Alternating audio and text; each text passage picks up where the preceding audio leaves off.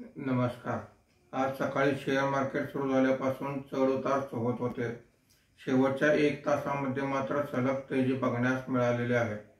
आज मार्केट बंद होताना सेन्सेक्स हा 321 पॉईंट वाढून 81,333 वर बंद झालेला आहे। निफ्टी हा 81 पॉईंट वाढून 24,834 वर बंद झालेला आहे। आजच्या कामकाजामध्ये BSE reality index 1.21%, BSE metal index 0.89% वर आहेत।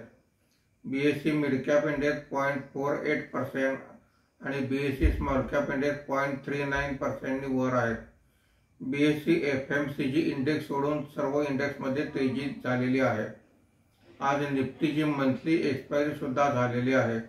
आजच्या कामकाजामध्ये निफ्टीमध्ये वाढलेले मुख्य शेअर्स पुढील प्रमाणे: इंडसइंड बँक 2.36%, सन फार्मा 2%, अडानी पोर्ट 1.96%, इटर्नल 1.87% अशी वाढ आहे।